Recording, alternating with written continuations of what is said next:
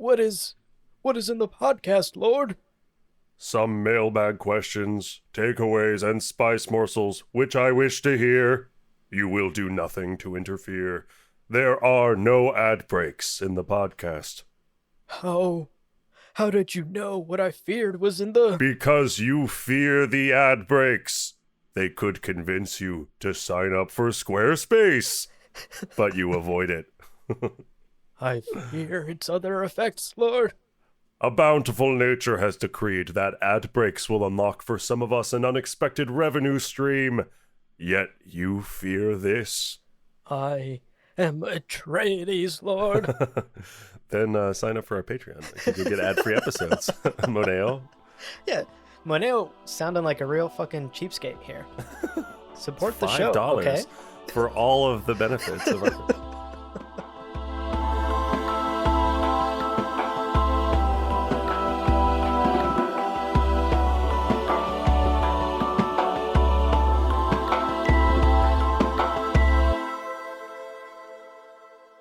Welcome to Gom Jabbar, your guide to the iconic world of Dune. We'll be exploring the themes, philosophies, and characters found in the sandy depths of this vast universe. From Frank Herbert's groundbreaking novels to the adaptations on film and TV. My name is Leo. And my name's Abu. Oh, and today on the show, we're getting back into it. God Emperor of Dune! God Emperor of Dune. Yes, we are continuing our deep dive into the pages of God Emperor of Dune. That's right. But before we get into it, quick housekeeping, spoiler warning. Yeah. No, none of them. No spoilers. Zilch. Zilch, nada, zip, jinx. Beyond the pages and books we've covered thus far. So as long as you've done the assigned reading these last few book clubs, you're good to go. That's right. And of course, a huge shout out to our Kwisatz Haderach level patrons, Case Aiken, Matthew Good. Gentlemen, Yeah. your package should be in the mail any day now. Wow. And here's what we can tell you. There's no spice in there. There's no spice in there. But maybe some oregano. It cost us an arm and a leg, but there's some oregano in Second there. most expensive spice. Yeah. Absolutely. Thank you, gentlemen, for your generosity. Yeah. I hope the oregano is lovely. And of course, that thank you and that gratitude extends to all of our patrons and all of our listeners who Right. help make this show possible. We could not do it without you. Indeed. Well, today's episode. Y'all know the game plan. We're going to begin with a summary of the 2 chapters we assigned for today's reading. Then we'll dive into a couple of takeaways, probably TED Talks from Leto, knowing how this book is going. And then we'll wrap up with some yummy, delicious, scrumptious spice morsels. But before we get started, we're going to take a quick break. So don't go anywhere. When we're back, we've got chapter summaries to get through. Welcome back, folks. Let's jump right into our chapter summaries for today. So, chapter 27 begins with Moneo anxiously joining Leto in his chamber for, y'all guessed it, another meeting. We have a lot of meeting on the books this week. Moneo is nervous, to say the least. He is uncomfortable because he has to deliver some bad news to the God Emperor, and he's not sure whether this is going to trigger Leto and bring out the capital W worm. So Moneo's kind of like walking up into the room, preparing for the worst. He's like, Lord, the SAG strike might affect the release date of Dune Part 2. Oh, dude. Utter rampage. Now, rather than deliver this bad news about the SAG strike and the Dune delay, Moneo starts the conversation off with a bit of a softball. Right. He tells Leto, hey, did you know that the Reverend Mother Antioch is actually an illegally trained mentat? How crazy is that? Yeah. And Leto's like, yeah, I've known this entire time, actually. Yeah. Which is just such a classic. He loves to pull that rug, you know? Yeah. Yeah, I've known this whole time. I've just been pretending or just not bringing it up until you figured it out on your own. Right. So condescending.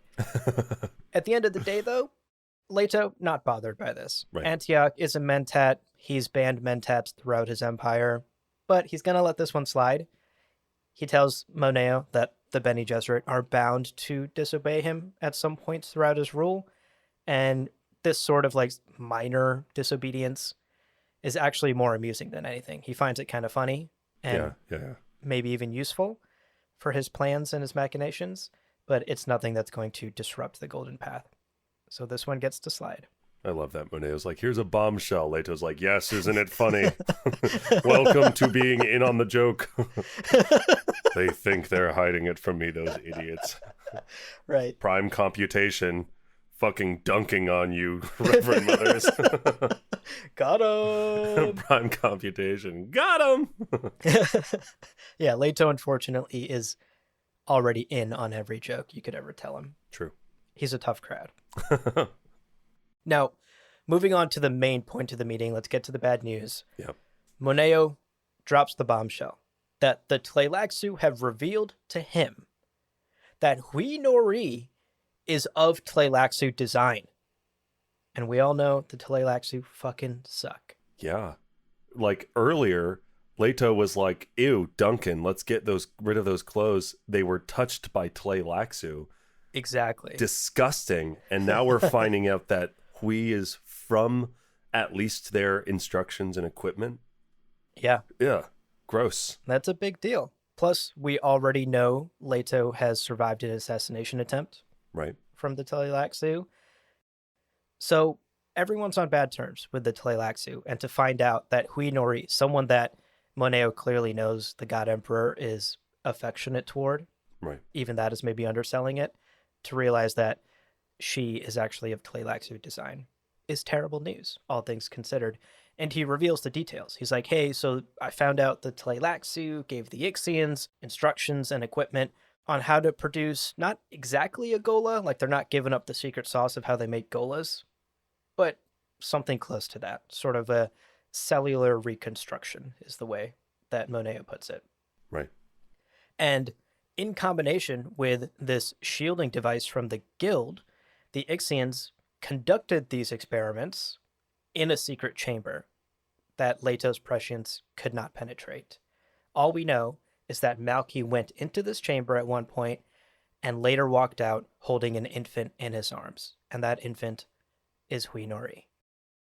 Leto pulls the rug out again and is like, yeah, I kind of know all of this already, Moneo. Yeah. And Moneo's like, God fucking damn it, man.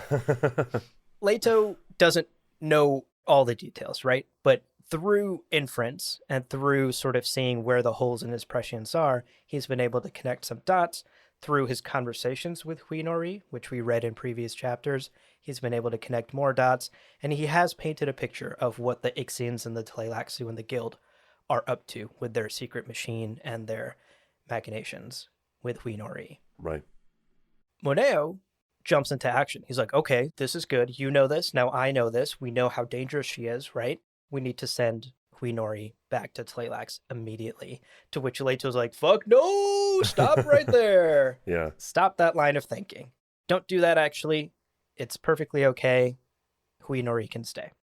And in fact, he even admonishes Moneo. He's like, aren't you an Atreides? Atreides tackle traps and danger head on. Think of Leto's own namesake, Duke Leto, and the trap of Arrakis all the way back in the first book. Yeah. They knew that was a trap going into it, and they faced it head on, and they had a plan for it. Atreides, that's what they do. Moneo, that's what we're going to do here. We know Hui Nori is a trap set by the Ixians, and we are going to spring the trap and actually overcome it. Yeah. Same with Paul and Hate, right? He's Absolutely. like, you a trap? You a trap here to kill me? Hate's like, yeah, totally. Yeah, actually. And he's like, yeah. nice. All right. Up top. Cool. Nice to meet you, bro. Exactly. So Leto sort of shames Moneo here. He's like, hey, you're an Atreides, right? So act like one. We're going to face this danger head on. Next, Leto gives Moneo two very important tasks. Right. One, he's got to go grab Hui Nori for another meeting. I got to talk to her immediately. Yeah. And two, I just came up with a great TED Talk. Quickly, get me a new audience member. And the second task is that Moneo needs to make sure that Siona receives this incoming Amazon package, which contains translations of the stolen journals. Leto wants her to read them. Right. And it's here that we learn Moneo is actually deathly afraid that his daughter will get her hands on spice. And Moneo's fears, we learn, are rooted in his genetics as an Atreides. Spice for the Atreides doesn't just mean immunity, long life, maybe some cool blue eyes. Right. For the Atreides, it means horrible visions of the future. Visions that Moneo knows have forced Leto to make the horrible choices that he has in his life. He sounds like he doesn't really want to know that as viscerally. Like, he can maybe intellectually learn it from Leto. He doesn't want to be seeing the visions himself. It sounds fucking horrible. Right. And Moneo knows better than most that prescience is terrible. Knowing the future is not as awesome as it's cracked up to be. Right. Quote, "Sometimes, Lord, I think the spice is the Atreides curse." End quote. Yeah. Really powerful statement from Moneo there. Yeah. Leto understands this, probably better than most, honestly. But he does say, hey, despite the risks, look at what the spice lets us do, right? The guild can travel. The Bene Gesserit have all of these incredible abilities. The spice is a tool, and it enables as much as it threatens, and what matters is how we use it, Right. and how we utilize it. Now, to wrap up the chapter, before dismissing Moneo, Leto, this is so weird, makes one final claim about the Orange Catholic Bible, and he says that this will help the Major Domo calm down Hui's anxieties when he goes to get her. Quote, "Eve was not the first to pluck and sample the apple. Adam was first, and he learned by this to put the blame on Eve. My story tells you something about how our societies find a structural necessity for subgroups." End quote. Now, Moneo basically has no clue how this is supposed to help him with Hui Nori specifically. Right. It's an interesting point, a larger point about society, sure. How does that help in, like, his meeting with Hui? No idea. And to be fair, we're going to side with Moneo on this one as well, because I did some research. There's, like, little to no conversations at all about this line online. And personally, I don't really have an interpretation of what Leto is trying to say here.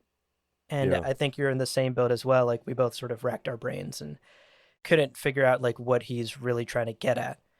So this is where we need your help, dear listener. We'd love to hear your interpretations and what your thoughts are about this Adam and Eve story and why Leto would tell Moneo specifically at this moment, and specifically in the context of Hui Nori, this little detail. Like, I found every time I went down the, like, analytical rabbit hole of what could this mean, and, like, willing to be stretchy and willing to, like, reach a little bit, it's still very seldom tied back to anything related to Hui. And, like, go get her. Oh, this will help calm her down. Right. Tell her a story about a religion she's probably never heard of. Like, you're a subgroup to her. I don't know. It's weird. Related it's to a great Hui. point about just, like, society in general and groups blaming other groups and scapegoats. And there's sort of a larger point to be made here, but it is confusing what it could mean in the context of Hui. So gomjabarpodcast@gmail.com, dear listener. Help us out on this one. I also did find quite a few, like, Christians making the argument that it was Adam who ate the apple first. Yeah, I found those too. And I was like, does this hold water? And then I found other Christians going, that doesn't make any sense. It's like, okay, it seems like I don't have a horse in that race. It's fine. I don't have an apple in that race. Wait, people disagree on religion, Leo? Only once or twice in the history of humanity, but we found one of them, one of the two times. Yeah. Well, that weird anecdote carries us into chapter 28. And our second chapter today joins Hui Nori. Hey! Tleilaxu abomination, Hui Nori. And we've also learned she's genocidal. Indeed. Less than an hour later. So this is less than an hour later. She's been summoned as she enters Leto's audience room. Right. Now, his reason for summoning Hui is simple. She is to meet with Antioch and tell her everything about her childhood every little detail, no matter how insignificant, so Right. that the Reverend Mother has as much information as possible when she goes to investigate Ix. Hmm. And Hui is like, why are you sending her to Ix? And Leto gives her this little story that the Ixians at one point had a plan to make a literally awful sounding piece of technology. Yeah, Just for real. literally the like what could go wrong? The answer is everything. Everything. Piece of technology. Yeah. Quote, a type of hunter seeker, self-propelled death with a machine mind. It was to be designed as a self-improving thing which would seek out life and reduce that life to its inorganic matter. End quote. Cool. Fucking cool. why? That's exactly the worst idea. Not even like this was meant to get rid of these predators we're dealing with. No, it's just life. It's just a life-ending, self-improving machine mind hunter seeker. It's like when people say we should put AI into guns. Yeah. And I'm like, no. Yeah. In fact, we should be making guns harder to use. You should have to like unlock a 12-piece puzzle to fire a fucking gun. Identify a CAPTCHA. Yeah, exactly. Select There should be CAPTCHAs. Select the fire hydrants to use the gun. You're like, okay, that's a fire hydrant. That's a fire hydrant. And then you always miss the one goddamn blurry fire hydrant in the back. And then you're like, am I a fucking robot? What is this? Yeah, absolutely terrible idea from the Ixians here. Yeah. And it's kind of a cover story too, because she's like, they're working on that. And he's like, no, but it'll give Antioch reason to explore where you were raised so we can know more about your birth and your childhood. And Hui's like, I see what you're doing. Oh, that's kind of crafty. Yeah. So sneaky. She's such a good hype woman, you know? Like, Yeah. you really want Hui around when you need someone to hype you up. Yeah. She's very quick to compliment. She's great. Now, she gets up to leave. And Leto's like, no, we can't like end so quickly because the like omnipresent observers will say that blah, blah, blah. But it's like, clearly he just wants to hang out with this beautiful girl. You know, 100%. He's like, no, there's wolves in the hallway. I put them there. Hang out with me for longer. Right. It's like when you're in college and the girl you have a crush on comes over to your dorm and you're hanging out and it's getting late. Mm-hmm. And you're just like, maybe one more rerun of Friends? Like, yeah, just one more. It's like 3 a.m. Yeah, totally. Very contrived. Normally he plays 5D chess. This is 2D chess. Yes. This is traditional chess. So while they are putting on this charade of not hastily ending the meeting, Leto brings up the worm-sized elephant in the room. Yeah. The marriage proposal thing? You got any questions, Hui? And as always, Hui, the Tleilaxu abomination, responds perfectly. Quote, you will provide the answers as I require them. It was a statement of such trust that it stopped Leto's voice. End quote. Damn. Yo, our boy. Consider that for a moment. Yeah, Something shut Leto the fuck up. Yeah, it's a miracle. It's a Christmas miracle. Dude stopped talking for a second. It was great. But she does ask, I want to know more about your golden path and about your motivations. Like, why are you doing this? And also all of these sacrifices you've made. She, more than pretty much anybody else, immediately keyed into how sad and lonely and solitary his life is. So she's like, can you tell me more about that? And he does. His stopped voice starts again. Oh, He talks for fucking hours, which we're going to talk about in our takeaways, because he's talking about his golden path and the 4 deaths and all this stuff. So we'll talk about that a little bit later. Now, near the end of his TED Talk, Leto makes an observation about death. It is the most profound experience for a living being, and one cannot appreciate life without understanding death. Right. The yin and yang idea of knowing something by knowing its opposite. Totally. And as he explains, near-death experiences help one value life. things like diseases or injuries, accidents. As someone going through physical therapy right now for my ankle, God damn, I appreciate working ankles just Yeah. so much now. Right. It's not until you feel the lack of a thing that you Yeah. appreciate how much you have it, the things we take for granted. Oh, totally. Yes. And so accidents, combat, injuries, disease, Amtal, right? All of these things Mm-hmm. kind of Mm-hmm. relate to one another. And circling around to gender, he posits that women have a unique near-death experience, which is childbirth. Yeah. Very, like, you cannot separate the potential, but also you understand death through creating life and Right. that childbirth moment. And we have this excerpt, quote, "And it's the survivors who maintain the most light and poignant hold upon the beauties of living. Women know this more often than men, because birth is the reflection of death." End quote. Mm-hmm. And Hui, very quick-witted, starts connecting the dots and realizes that Leto's all-female fish speakers are meant to survive the incoming explosion of the Empire, thanks in large part to their innate appreciation of death and their experience with life and birth Yeah. and that duality.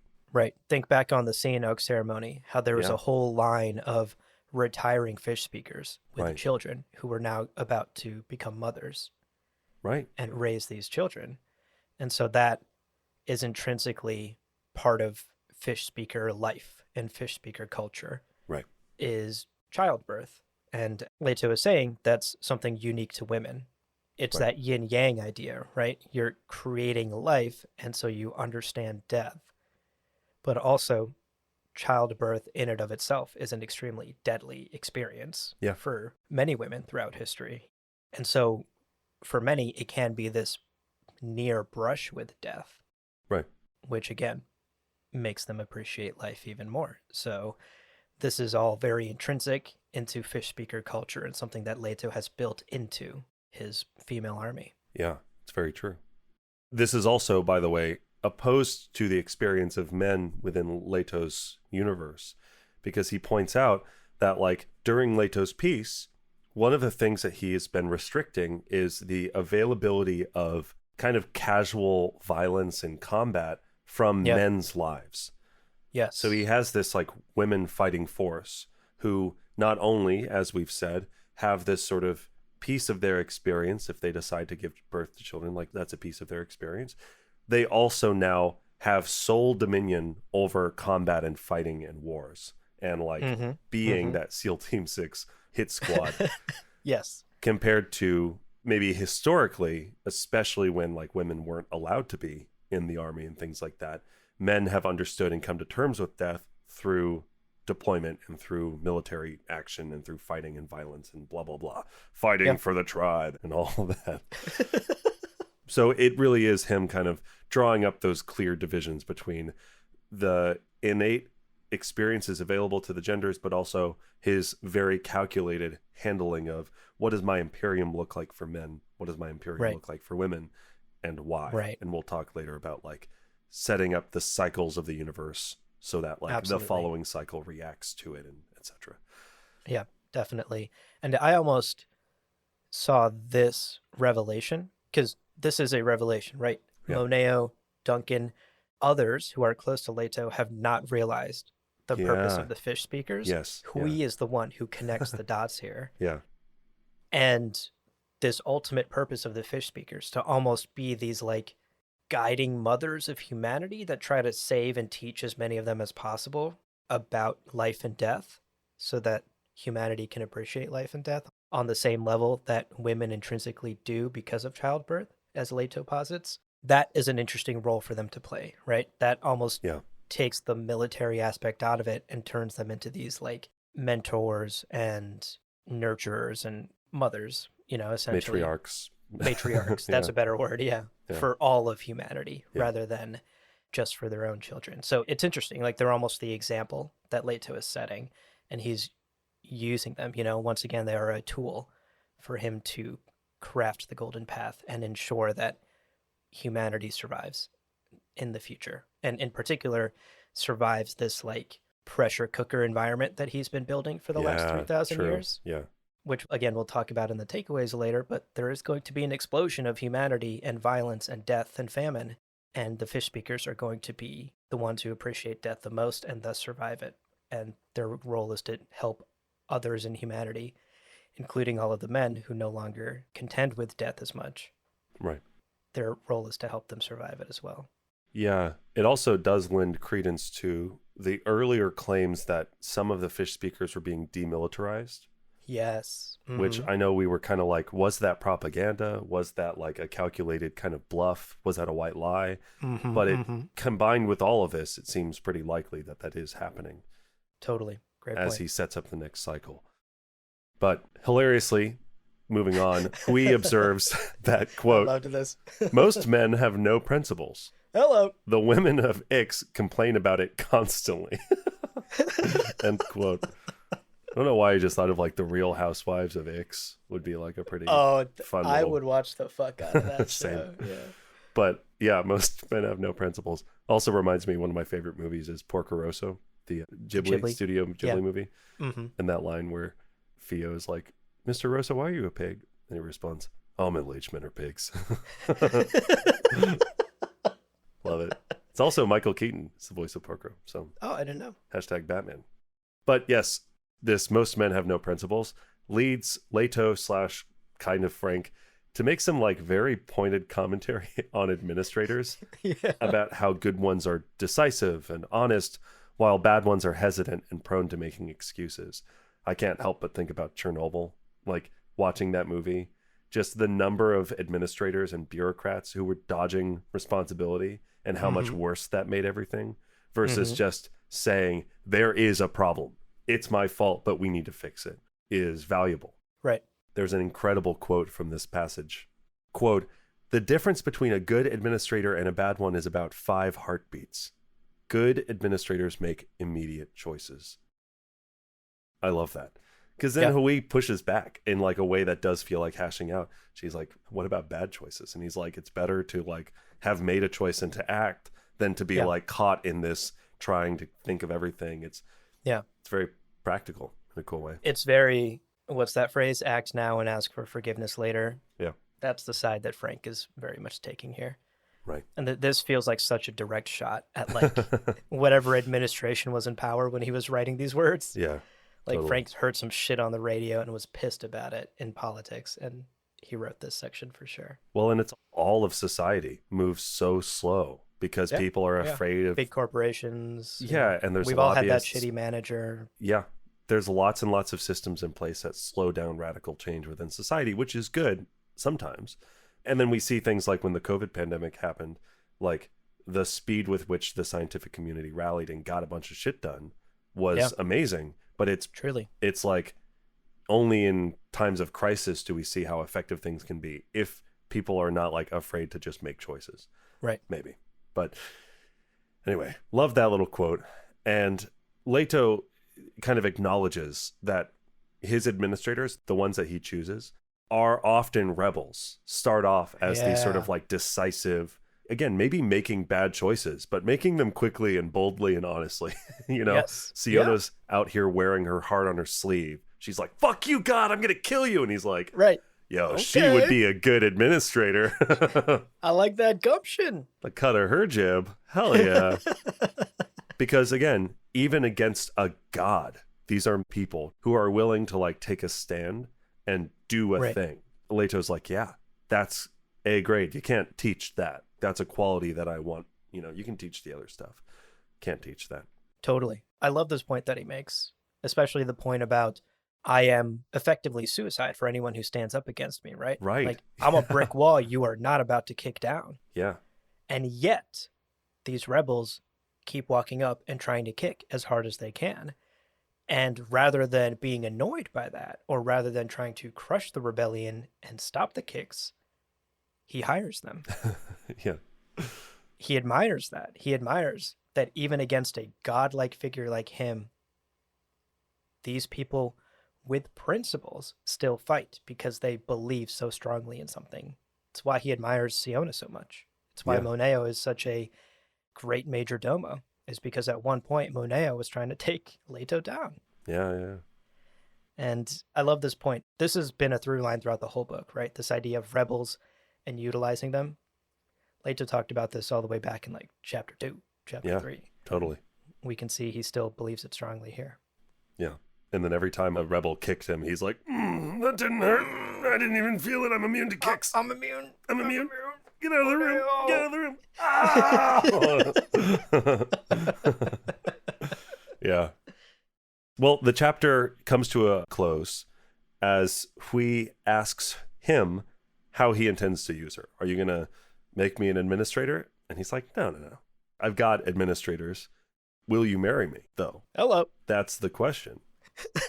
And Hui, not bothered. Quote, Yeah. a faint smile touched her lips. Women, too, can make decisions. I will wed you. End quote. Bam. Bam. There's some 5 real... heartbeats. If she had waited 5 heartbeats to Yeah. answer. Yeah. Never would mind. not I have take wed it her. back. That was 7 heartbeats. I can hear you. Yeah. That's hot as fuck. We did. It is. I got a little like, ooh, Yeah. that's Oh, yeah. electric. Hell yeah. Yeah. That's Definitely. cool. Confidence like that is hot, folks. Yo, this Tleilaxu abomination who's into genocide, confident. I dig it. Love it. Love it. Swipe right. I also want to share one final thing, and I know that this is the final quote that we ended on, but in the context of this chapter, I don't know why it really jumped out at me. It's that final line where Hui's getting ready to leave, and she goes, "Could you be wrong about your golden path? Like, Yeah. is there a possibility of failure?" And Leto says, quote, "Anything and anyone can fail, but brave, good friends help." Beautiful. End quote. It's just such a good line. I mean, we talked earlier in the mailbag about tattoos. Brave, good friends help. Pretty solid. That's a good one. Yeah. That's a good one. Yeah. Frank really on a podium during this chapter. Had to get some feelings out. Well, that is our 2 chapters from today, chapters 27 and chapters 28. Let's now take a quick breather because up next, we are diving deep into Leto's TED Talks from today's reading. You're not going to want to miss it. Takeaways right after this, folks. Welcome back, everybody. Hope you enjoyed your break. Let's talk about our takeaways from today's reading. And our first takeaway today is Leto's 4 deaths. Dude is denied dying, so he claims 4 deaths.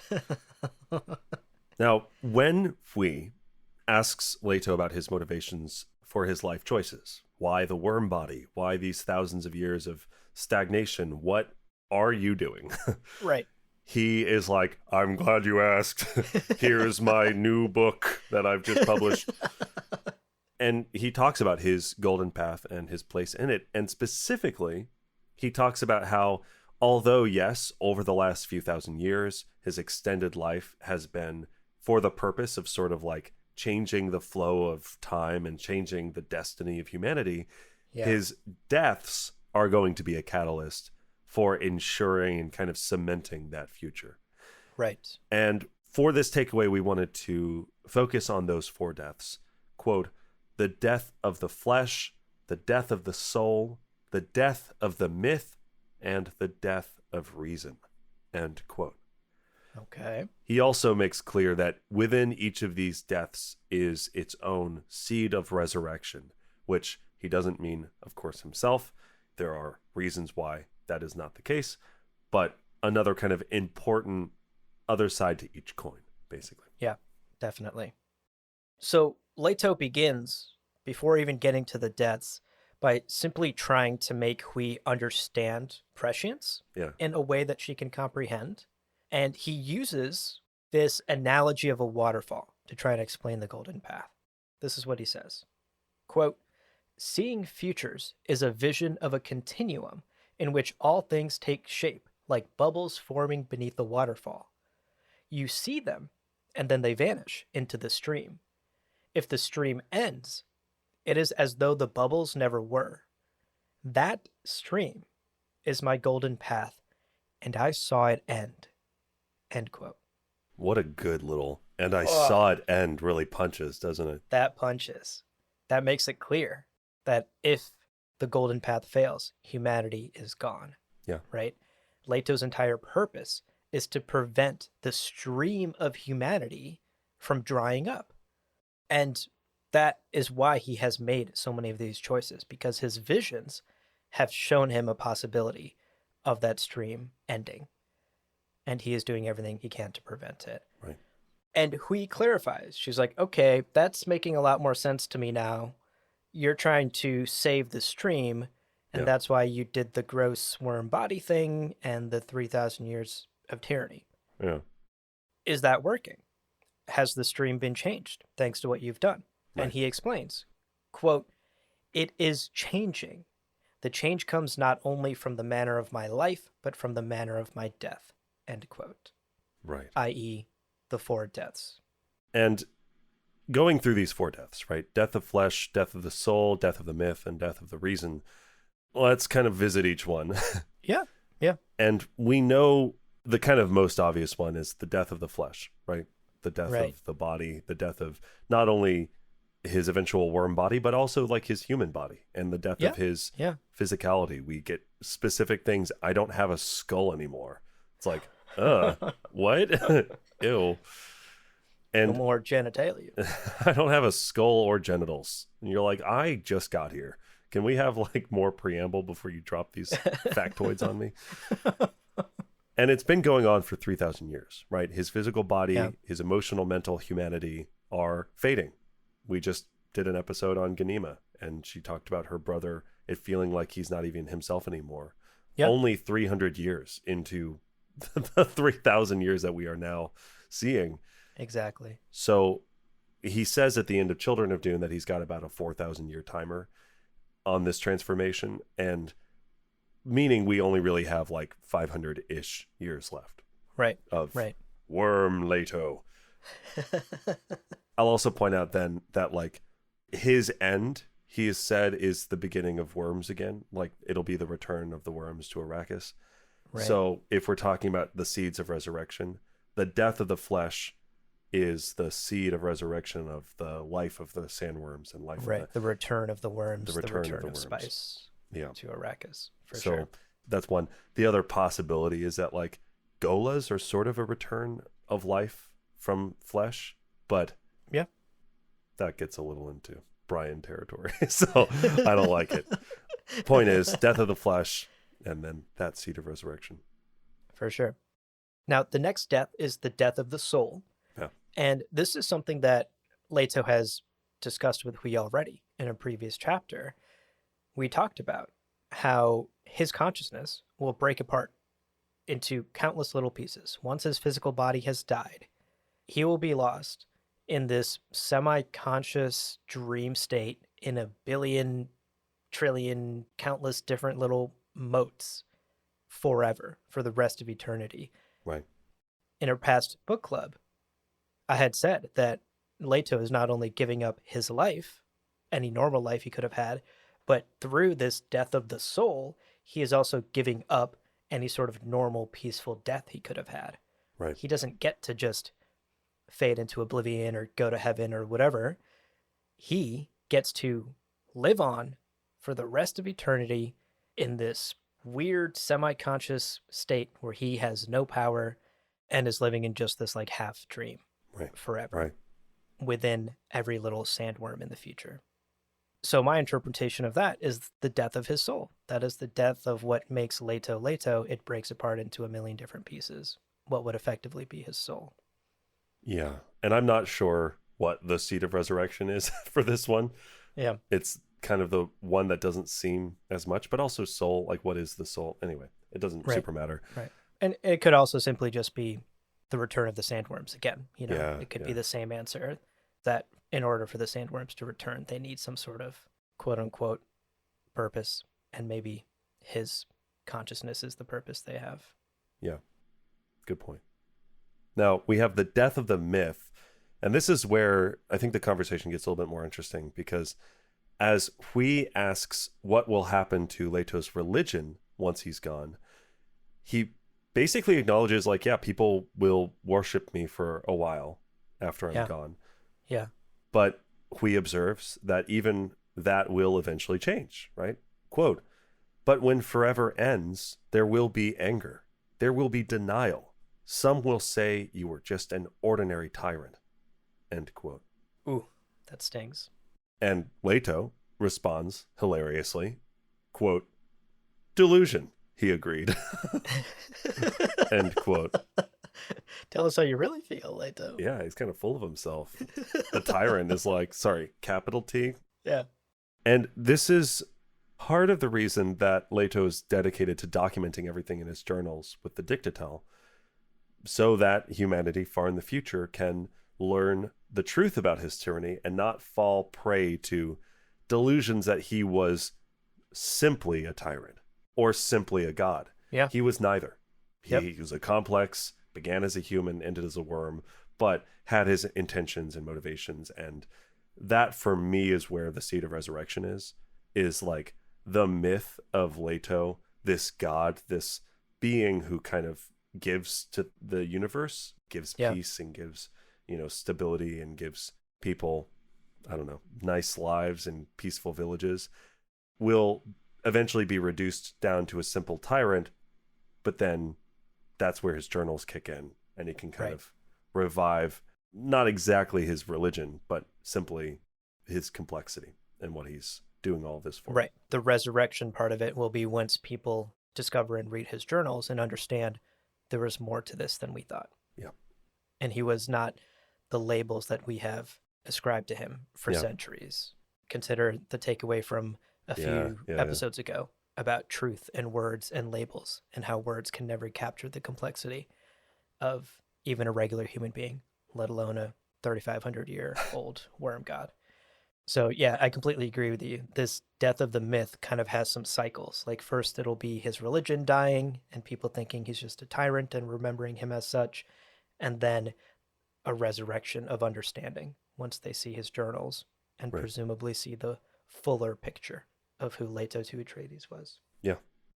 Now, finally, we have what is maybe the most puzzling of these four deaths. We have the death of reason. Yeah.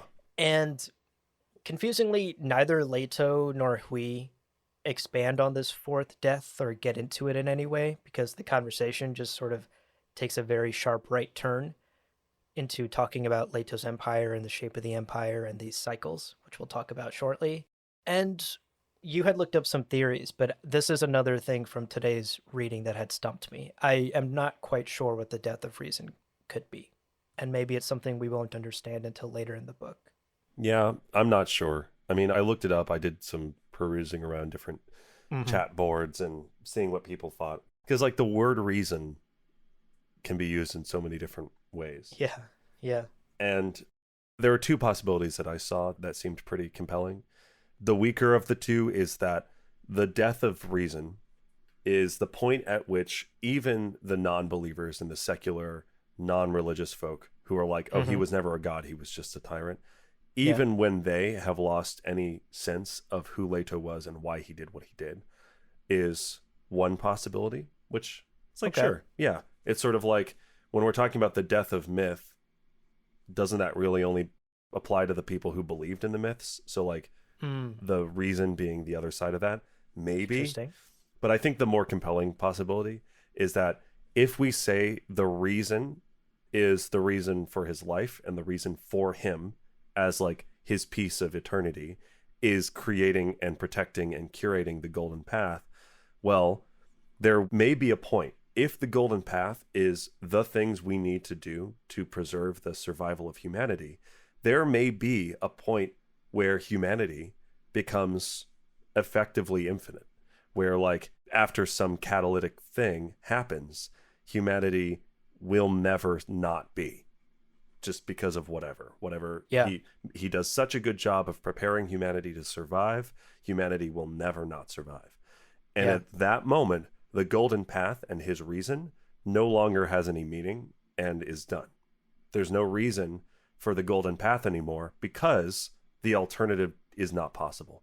That stream will never dry. So we talk about each of these resurrections people finding his journals or the worms coming back and the spice. And all of those things are pieces of this golden path, bricks along the golden path. Yeah. There is a point eventually where his contributions to humanity's survival will be long forgotten. Right. And humanity will just be surviving. Yeah. And the thing that I found compelling was that is the death of reason, is the kind of final stage where... I love that. I love that, actually. Do you know that theory? I forget what it's called. It's like the Great Barrier Theory or something for why we haven't met alien life in the galaxy. It's terrifying. This theory that like eventually, as civilizations advance, there are barriers, right? First you discover fire, and then you discover agriculture. Right. And you overcome these barriers, you advance through them, industrial age, whatever. But there's a theory that eventually life gets so advanced that there is some barrier that ultimately ends it forever. This extinction level barrier that no one has been able to surpass. And thus we haven't met any advanced aliens more advanced than us because no one has made it past that barrier or something. This kind of reminds me of that. Like perhaps Leto's job is to just get humanity up to and through that last barrier via the golden path, and then it's done. And then the death of his reason for existing is over. Right. The death is complete now. So I love that. I really like that second theory, and it makes me think of that Great Barrier idea. Yeah, it's Kurzgesagt, the In a Nutshell folks on YouTube, the animated videos, do a really good job about explaining the Great Barriers, if that's interesting to any of our listeners. Yeah, it's a really depressing theory, so look it up at your own risk. Yeah, all of those videos are very existential. Yeah. So that was the death of reason and subsequent theories I found. I love that. No, great job on that research. I really like that idea. Yeah. So that's our first takeaway, these 4 deaths of Leto. But as usual, we have barely made a dent in this fucking TED Talk. There's more to explore here. And so that leads us into our second takeaway for today, which is the shape of Leto's empire. This is sort of where the conversation takes a turn next. And so let's hone in a little further. As Leto is talking about his golden path and explaining all of this to Hui, he hits on this idea of the shape of his empire and how that will influence the future of humanity. He tells her, quote, "Each cycle is a reaction to the preceding cycle. If you think about the shape of my empire, then you know the shape of the next cycle." End quote. Yeah. And I think that's key to understanding this takeaway. So I want everyone to really keep this in mind as we dig further into this. That quote, cycles being a reaction and knowing the current one helps you understand the next one. Yeah. It's also a very Buddhist idea. Yeah. But like everything is cause and effect. Like every action, everything has an effect. So everything that exists is an effect of something that happened before. Everything has a cause. And you look at that in cycles or lives. You know, it's like if something happens to you really wonderfully in your life or really terribly in your life, it's a reaction to something that happened in a previous life. Right. The true definition of karma, actually. Yeah. Like karma has sort of been popularized as this, like, you'll get your comeuppance, but that's not actually what karma means. Right. Karma is just all about actions equal reactions. Yeah. And so that's your karma. The reaction of what your action is the karma you got. I'm glad you know about that because I've ended up on a soapbox so many goddamn times just like ranting about how the word karma is like meaningless. It's like either so pedestrian, you hit something, your hand hurts. That's not karma. That's cause and effect. Yeah. Karma is bigger than that. It is. So Hui, for her part, continuing with our takeaway here, Hui, for her part, does her best to try and understand Leto's empire, the shape of the empire. She's trying to wrap her head around it. Right. And she even kind of pushes back. I loved this moment. She pushes back on him with this idea of space travel because she says, quote, "Holding people planet-bound keeps them out of mischief," end quote. You hold them planet-bound. You ban the Spacing Guild from allowing free travel across your empire, interstellar travel. Yeah. And Leto explains, yeah, I mean, I do that, fair, but there's a reason. There's much more than just keeping people out of trouble. Right. What this does, confining people in this way, is it builds within them this like desperate need to travel and see new things. And so, quote, eventually travel comes to mean freedom, end quote. Right. That is the true purpose of him banning interstellar travel for the average person in the Empire.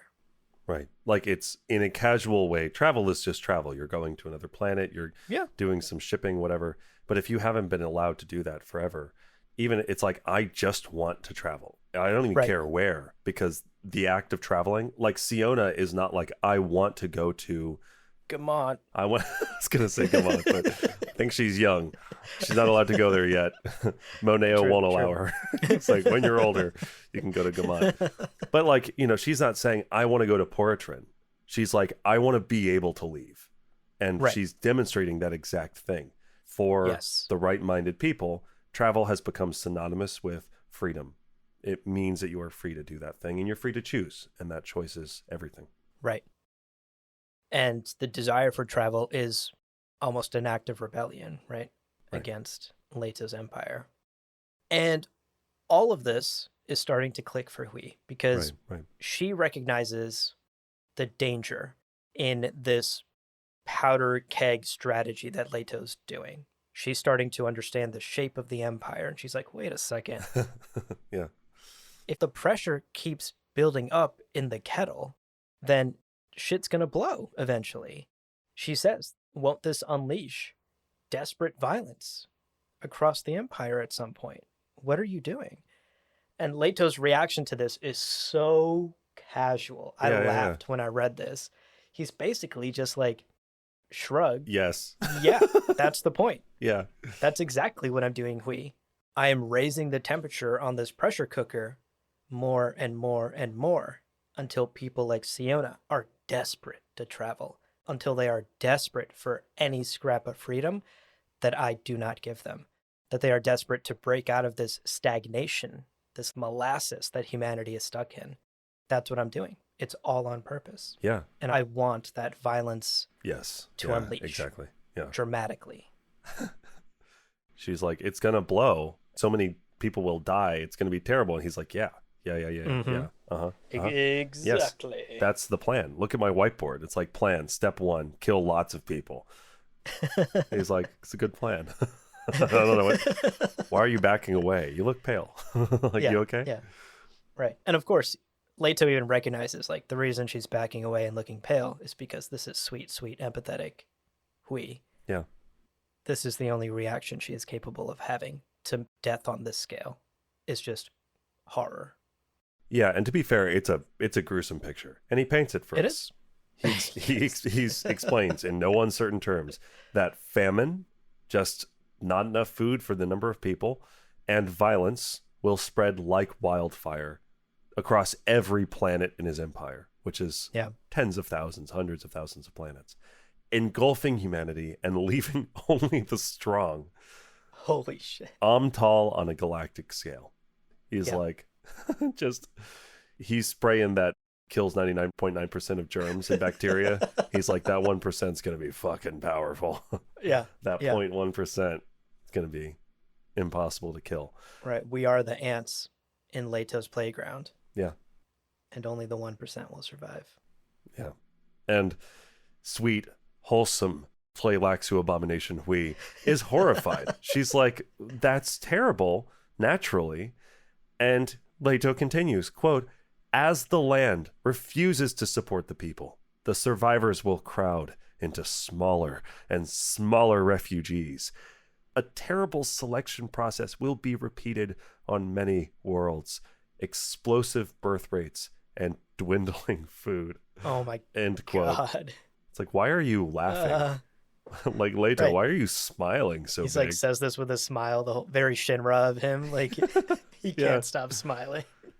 He explains how it'll continue.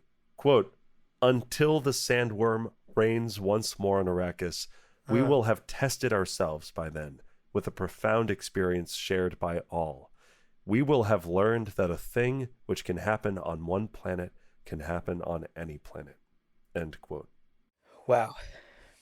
And that profound experience, that thing that can happen on any planet, is death, is famine, is the dangers of that kind of competition and that sort of imbalance of resources. And yeah, it's wild, pretty diabolical. Really puts the whole 61 billion of Paul's jihad in perspective when you're talking about a blip, when you're talking about explosive birth rates on every planet and famine and violence, killing all except the strong.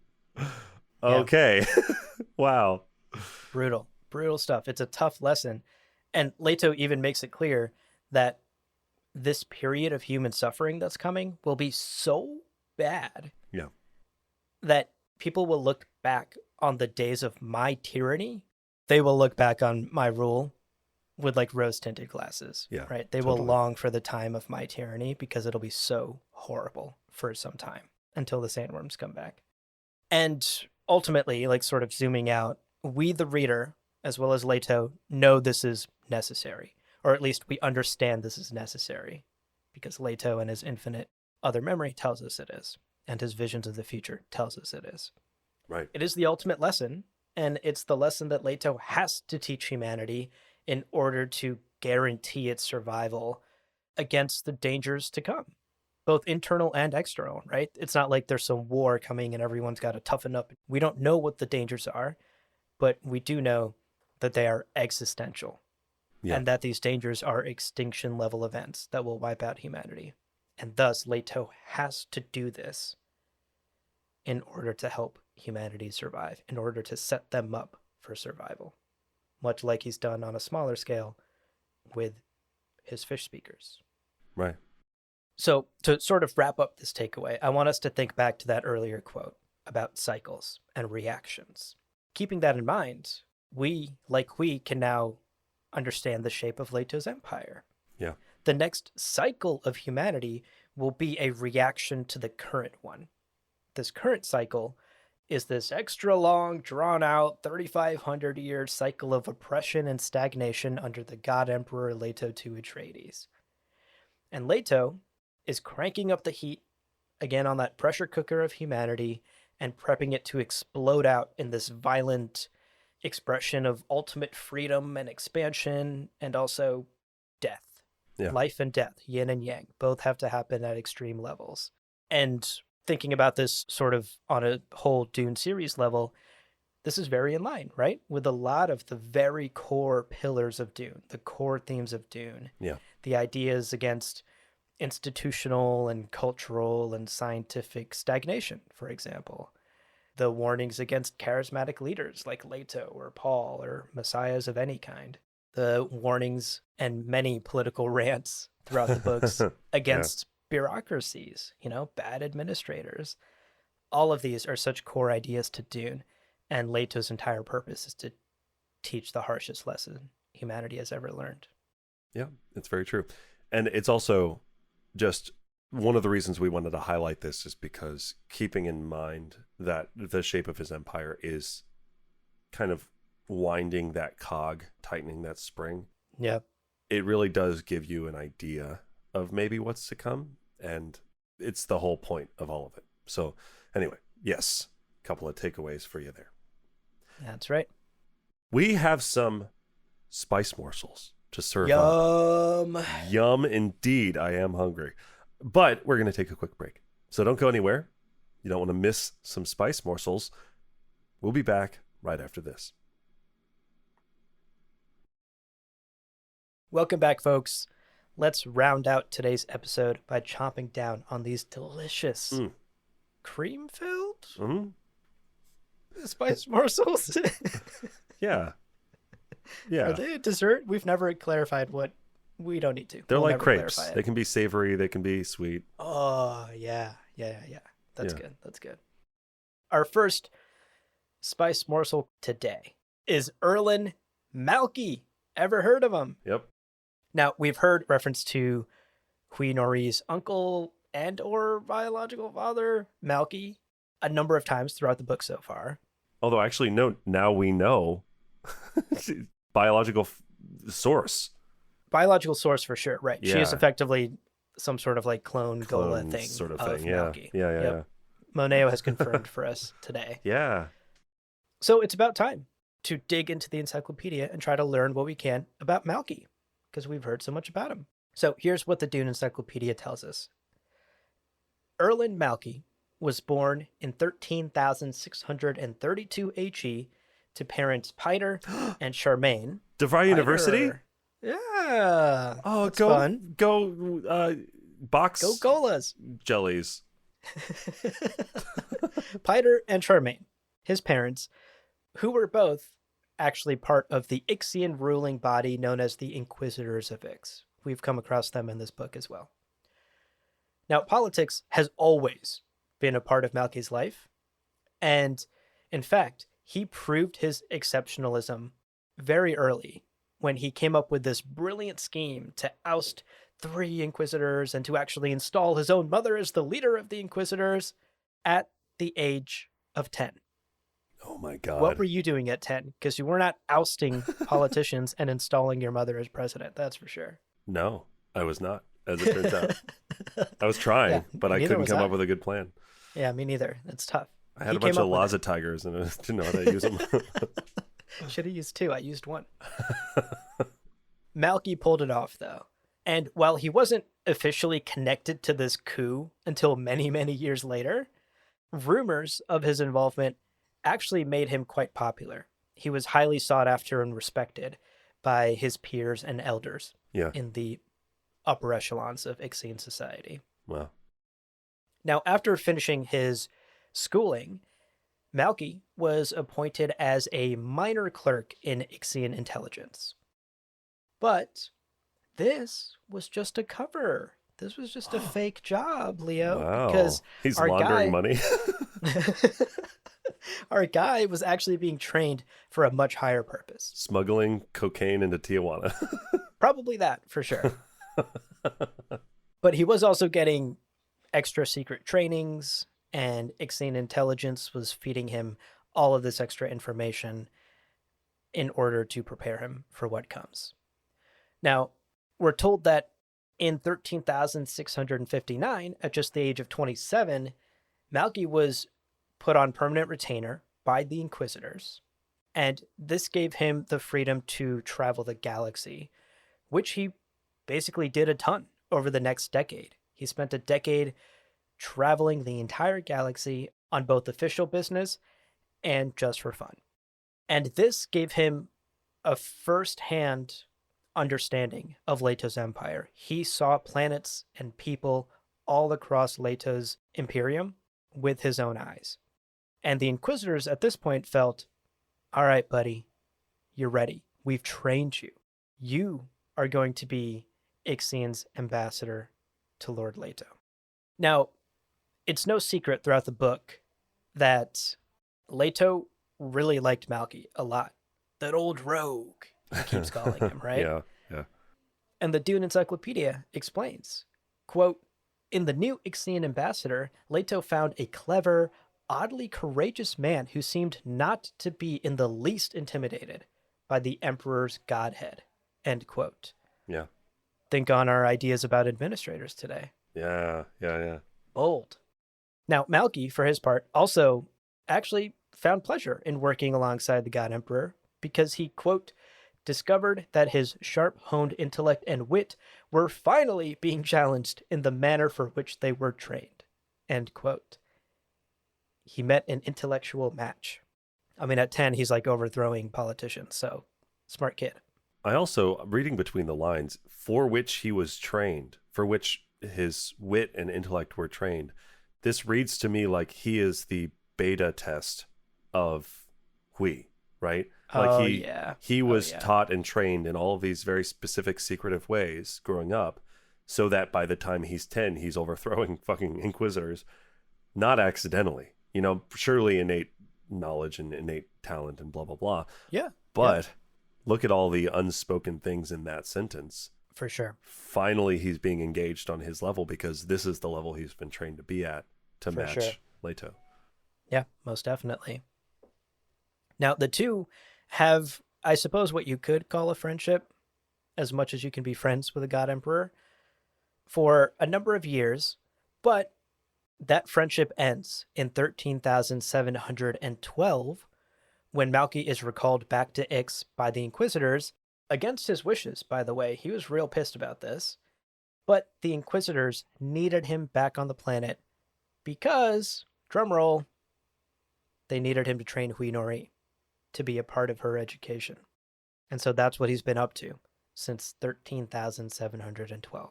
He left Leto's court, returned to Ix, and spent decades raising and training Hui Nori for the role she is to play in this book. And that's what we know. Malky and Leto have not seen each other since. They had respect for each other. They had some sort of loose friendship and companionship. It's clear Leto enjoyed his company, but eventually Malky had other work to do. And now we're seeing the results of that work in Hui Nori. Indeed we are. All right, and our second morsel today, Atreides KK cells. Okay. If you played Animal Crossing, you're like, oh, they play guitar? No. Different KK. That's a deep cut. I know. But again, love them. In today's reading, Moneo makes it clear to Leto that he fears Spice because of the Atreides' proclivity for prescient visions. He's like, it's the curse of Atreides! Oh. Leto's like, calm down, you dramatic fool. And as usual, if you dig into the Dune Encyclopedia, they got a whole lot. They got extreme details on why the Atreides in particular have this proclivity, again, to use the word, it's a good word, to visions of the future. Yeah.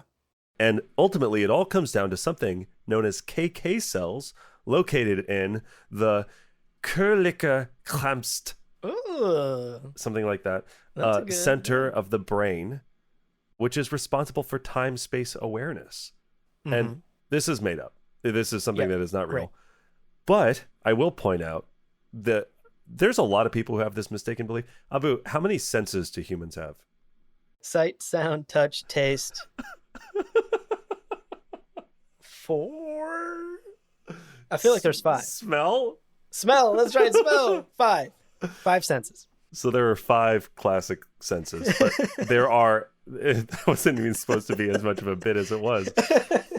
But just so everyone knows, this is a morsel inside of a morsel.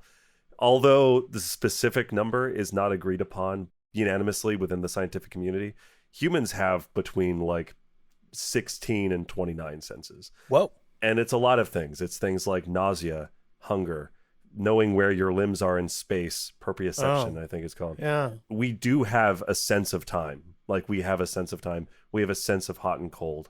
And these are like dedicated paths that our neurons can communicate information that is beyond just, are you touching it or are you not touching it? Interesting. Like, there is, I am touching something, and then there's also like, is this thing hot or cold? And those are different. And you can be, through different types of brain injuries, you can become unaware of certain things that you used to be cognizant of.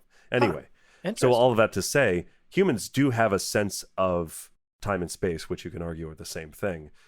So this is fictional, but it's not that crazy. It's just kind of another thing. Yeah. It is fun though, if you ever want to, just look up all of the human senses, because it's like, I think there's a list of like 22, 23 that I have seen. But back to this fiction, KK cells in the Körliche Klamst section of the brain. This center in the brain, this KK center in the brain, is quite small and rudimentary in most humans, but ingesting spice stimulates the growth of KK cells from that center in the brain. And in fact, this KK cell growth is the main reason spice is a highly addictive substance. You know, you're kind of generating more and more, then it becomes less effective and you need more. And then you've got Alia out here overdosing on her fucking trying to have prescient visions. Yeah. So Bene Gesserit studies reveal that the women who are most capable of becoming Reverend Mothers often also have well-developed Körliche Klamst centers. So there's also a positive correlation there. You have this time-space awareness center in your brain. If it's more developed, you have an easier time of becoming a Reverend Mother. Yes. Because reminder, it's not guaranteed, and a lot of Bene Gesserit have died attempting to become Reverend Mothers. Now, this trait has also been theorized to be genetically linked, and so then experiments have been done on the Körliche Kramst center in human brains. For example, guild steersmen, the actual guild navigators who are guiding the ships through time and space, are genetically mutated, and through selective breeding and just everything, to ensure they have as highly developed Kramst centers as possible. Yeah. Make them as sensitive to spice and visions as possible. Totally. So we do have now this kind of pattern. We've got this KK center, and the Bene Gesserit benefit from it, become more easily Reverend Mothers. The Space Guild steersmen also breeding to have as big of centers as possible. Right. Because size matters, folks. Your KK size matters. And of course, we can see where this is going. Genetics, breeding, Okay. Bene Gesserit. Oh. Paul. Hello. Heard of him. Kwisatz Haderach. Boom. Boom. So, the Atreides, I mean, because of Bene Gesserit involvement in breeding programs, but also kind of just coincidentally, are predisposed to having naturally large and well-developed Kramst centers in their brains. Right. And again, because of Bene Gesserit breeding, but also just, again, it kind of seems like it's just sort of a natural thing. You know, that family's taller than average. That family has weirdly nice smelling body odor. House Atreides, they got them big KK centers. It's a very specific. Is that a KK center in your pocket, or you're just happy to see me? Did you move your brain down there? What's happening? Yes. Leto's like, yes. Yes, it is. I don't have a skull and no genitals. Thanks, Leto. So anyway, this makes the Atreides, this kind of innate, well-developed KK center within Atreides, makes them highly sensitive to prescient visions from spice, but presumably also makes them potentially very addicted to it, or more prone to addiction. Yeah. So yeah. There you go. Now we know the Kramst section center. It's so fun to say. It is so much fun. I love German. German's fun to say. Yeah. Yeah. Leto's got a big old one. It's the size of a watermelon at this point. That's right. All right, folks. That's our episode today. Indeed. We've done it yet again. 2 more chapters down. The dominoes are falling. Yeah. Someday we'll see the end of this book. Yeah. 900 meetings to go. All right. Well, we have some homework for you, as usual. For the next book club episode, make sure that you have read the next 2 chapters, chapters 29 and 30. And if your copy of the book is different than ours, then read up to the chapter that ends on the sentence, quote, "Afterward, our betrothal will be announced." End quote. Oh my God. Hello, wedding bells. Who do you think that is? We'll see. Moneo Antioch? That would be the fucking twist of the section. Duncan, Idaho, and a D-Wolf. Damn. Yeah. Yeah. It's like B-Stars. Yeah. Interesting. It's like B-Stars. Well, before we let you go, we want to remind you of some ways to support the show and, of course, keep in touch with us, which we forgot in a previous episode. We didn't do it in the Ganima episode. Oh, we didn't say our email address. Well, just play this one twice, folks, to make up for that one. Yeah. Listen to that one until right when we start ending the episode, and then, cut to this one. Perfect.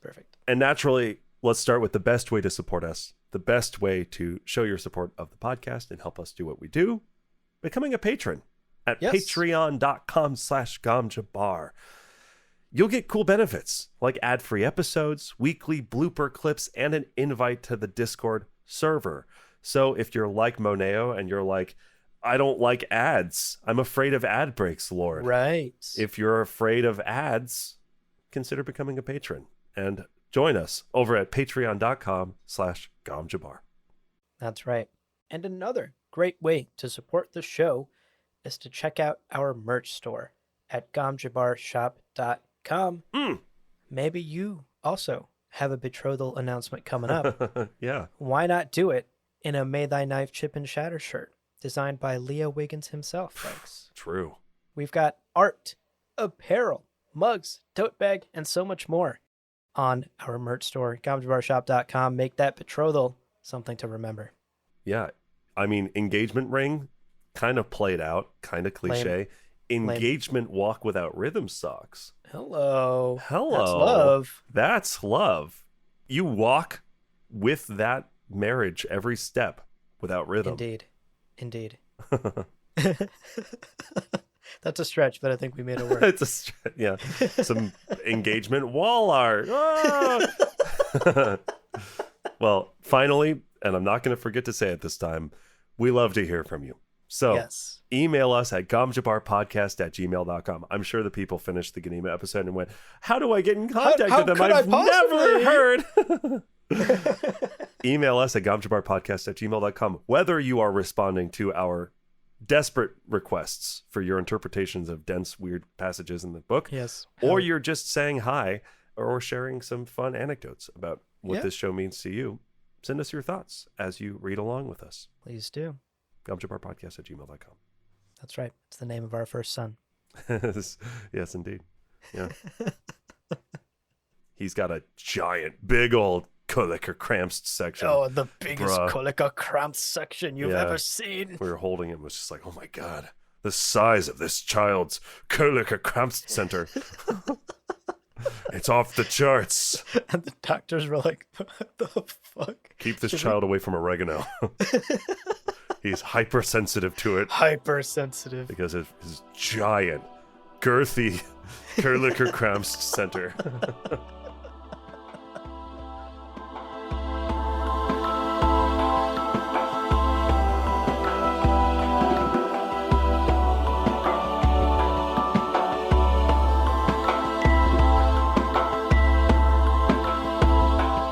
Well, friends, there is no real ending. It's just the place where you stop the recording. But this podcast is always one step beyond logic, so help spread the word of Muad'Dib and leave us a review on Apple Podcasts and Spotify. And be sure to check out the other shows on the Lore Party Podcast Network on loreparty.com. You can also follow us on Twitter and Instagram at lore_party. We're also on TikTok at Gamjabar Podcast. Thank you so much for listening, and remember, whoever controls the podcast controls the universe. We'll see you on the Golden Path.